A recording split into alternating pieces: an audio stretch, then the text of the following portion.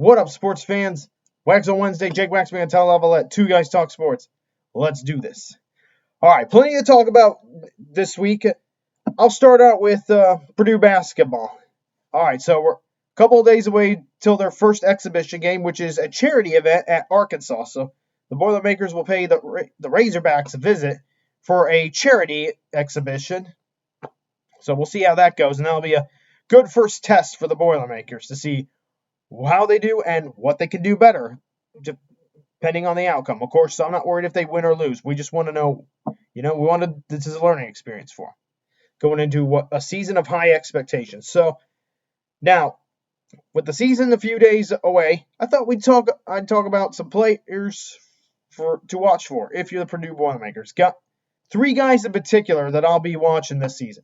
Okay, we know about Zach Edey. Okay, he's going to be the big man, should get a lot of minutes, a lot of points. Again, should have a big year. We'll see if he goes back-to-back in terms of the Naismith Player of the Year award. That's going to be tough for him to do. But I'm focusing on guys who could have a breakout season. First player to watch for Purdue to watch, in terms of the Boilermakers, first player to watch for, Trey Kaufman-Renn. That is the number one name to watch for this season in terms of breakout candidates, because Kaufman-Renn has been working very, very hard over the summer. He's improved a lot. He's actually put on a bit less muscle, but also gotten some more speed. And he's starting to, from what I've heard, he's been hitting a few more threes than he did all of last season. But it's been working. It looks like Purdue is planning to use him more as a power forward than being a center. And if that's the case, he'll play alongside Zach Edey on the same rotation, which I think is a good thing, because I think last year Purdue tried to use him as a center, which never really worked. Trey Kaufman-Renn, Kaufman-Renn is not a center. He is a 100% a power forward. And Purdue needs to, Matt Painter and company, they need to put him out on the floor to play power forward. We do that, and he's going to have a good season. I say again, if Purdue allows him to play the position he played when he was in high school, which is power forward, I think he'll have a breakout season, and we'll see a lot more out of Trey Kaufman-Renn this season. Another guy to watch out for is Braden Smith, all right? Last year, he had a pretty good freshman year, although he hit a wall towards the end, got razzled at times. So there'll be some times where he makes some more mistakes, but I have a feeling he's still going to be one of those guys to watch for Purdue.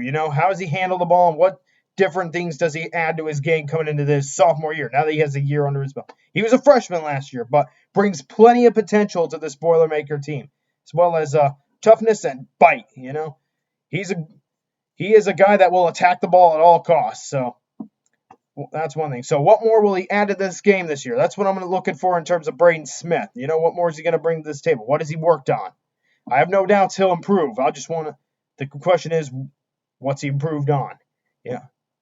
I still think, however, I think he'll have a good sophomore year. How good? We will find out, won't we? Still got a lot of confidence in him, but there's also plenty he can work on. But excited to see what Braden Smith has to bring to this table. And finally, last but not least, the third guy, Camden Hyde. He'll be a redshirt freshman. He redshirted last season, and this year he's ready to go.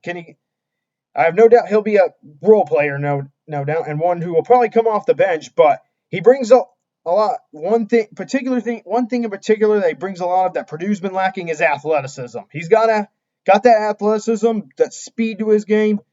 He can shoot the ball, can dunk it. He's got a lot and plays very physical, from what I've seen, at least in terms of video. So now that his redshirt freshman year is over, now that his freshman year is over, now he's a redshirt freshman. So he still has he'll still have 4 years of eligibility, but he's a redshirt freshman, of course. So now that he's coming off the bench and finally going to get to play for Purdue, it'll be interesting to see what he brings to this table, what Purdue can expect out of Camden Hyde.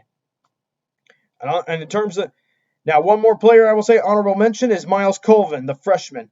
A lot of potential there. We'll see how much of it is unleashed this season. But just some of my thoughts of basketball players to watch this season for Purdue basketball as they go into the 2023-2024 season. All right, next subject.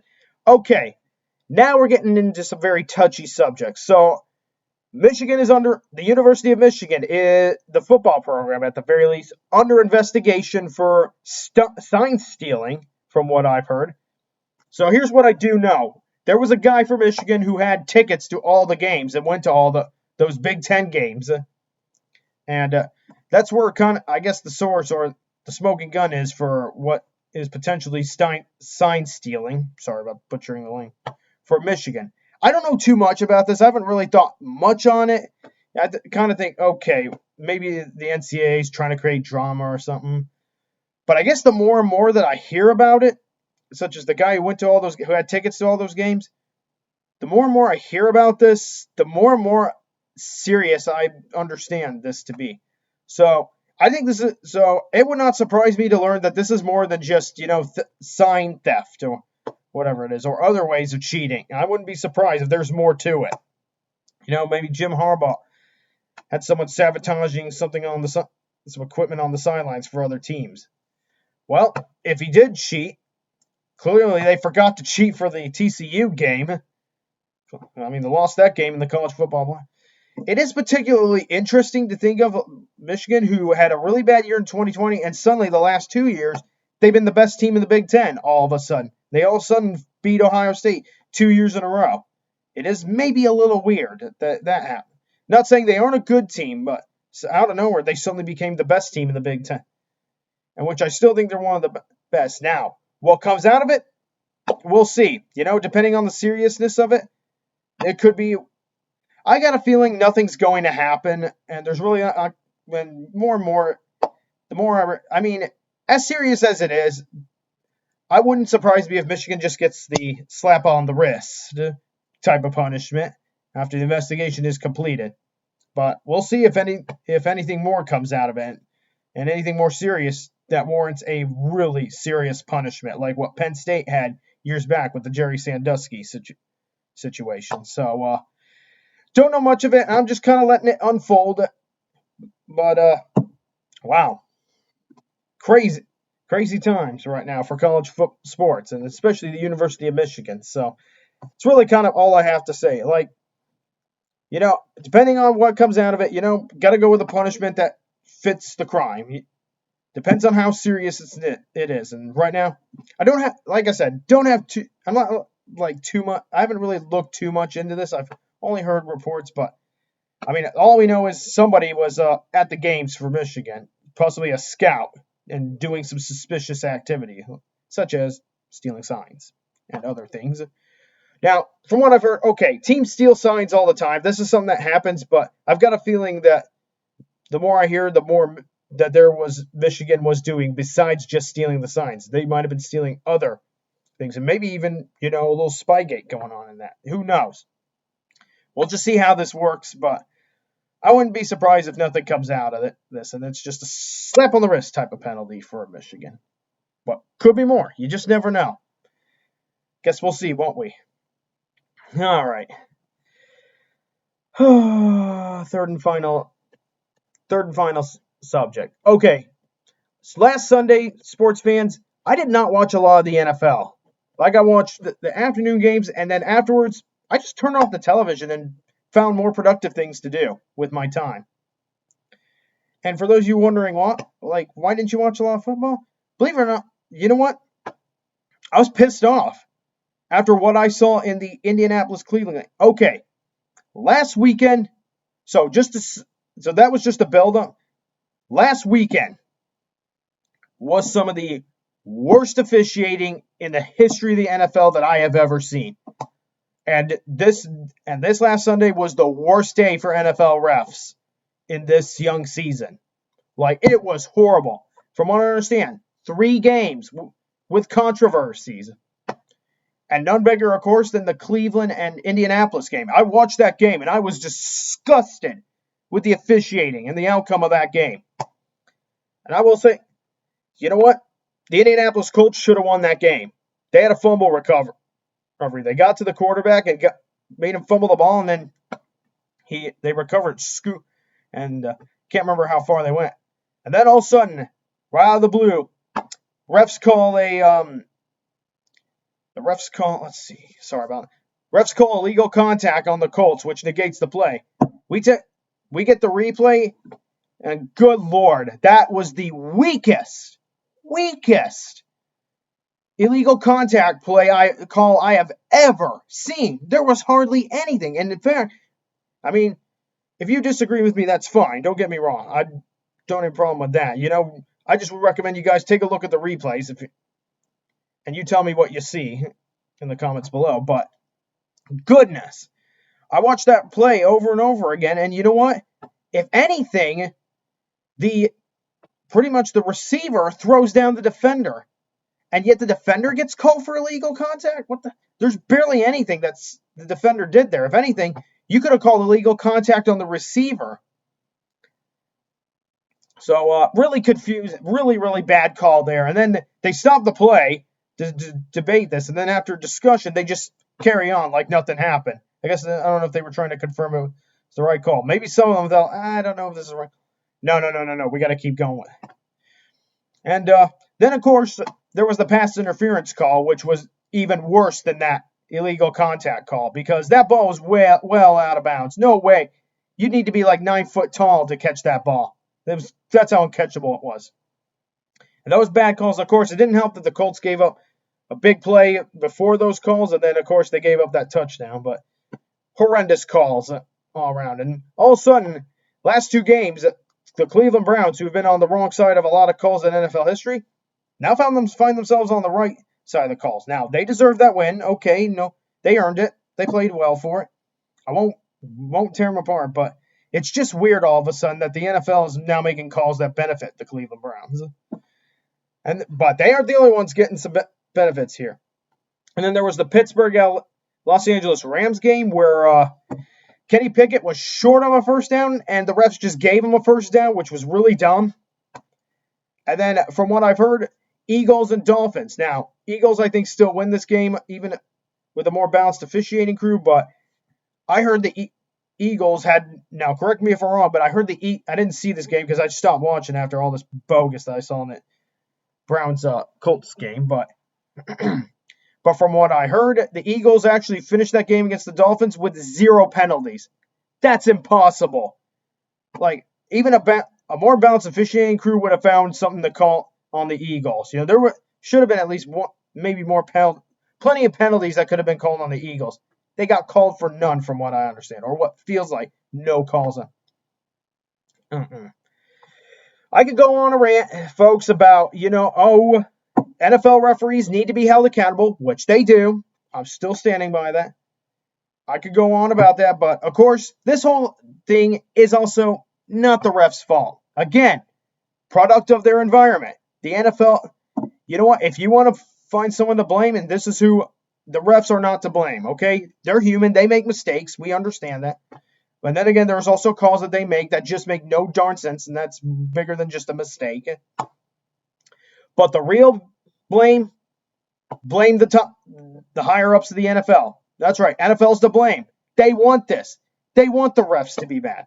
Folks, we got to remember, you know what? Call me a nut job or say what you want about me. The league is scripted, and we just got to get used to it.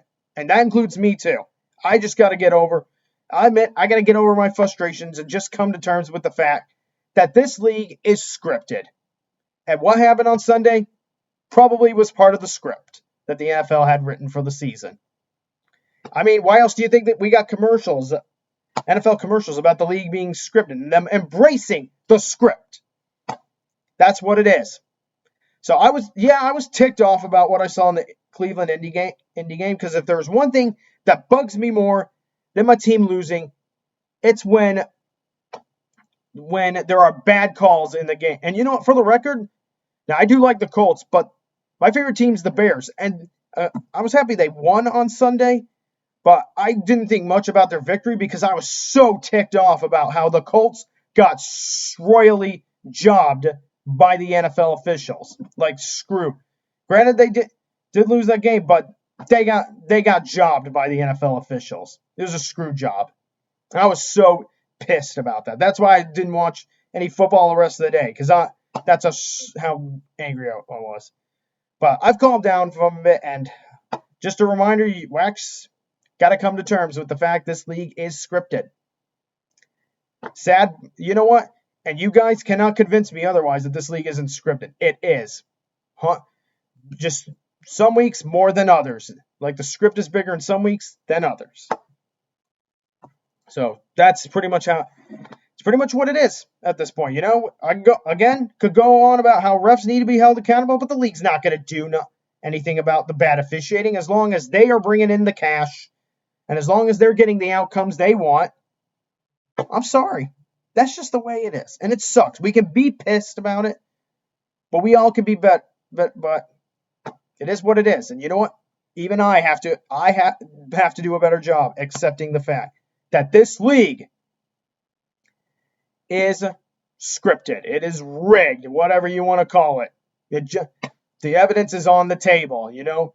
Ever since that Bears-Steelers game where they called that ridiculous taunting call on Cassius Marsh, in which, by the way, Tony Corrente bumped into him, and at that point, he should have been fired. But after that point, that's when I was like, yep, this league is scripted.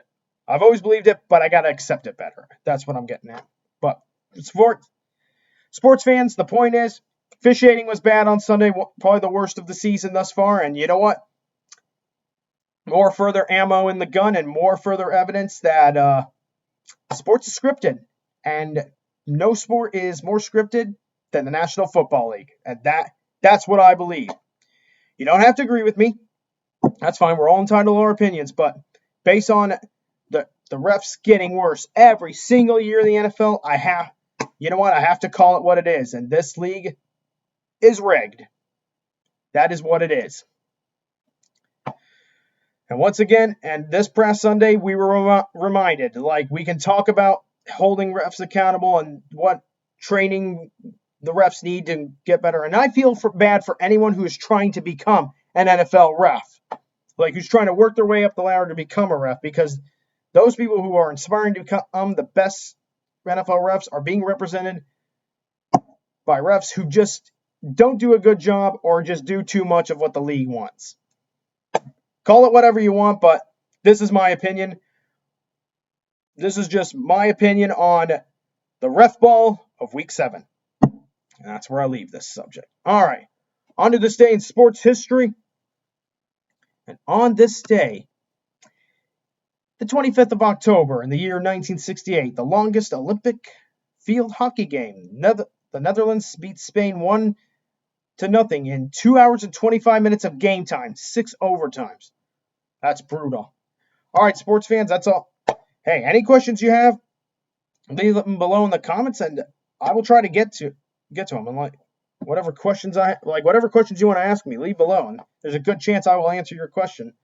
And hey, if you got opinions about like what you saw last week in terms of ref ball, feel free to leave your opinions down below. I don't mind it. Hey, I want to hear any criticisms you have or anything else you want to say, leave them below. I'll be happy to see that.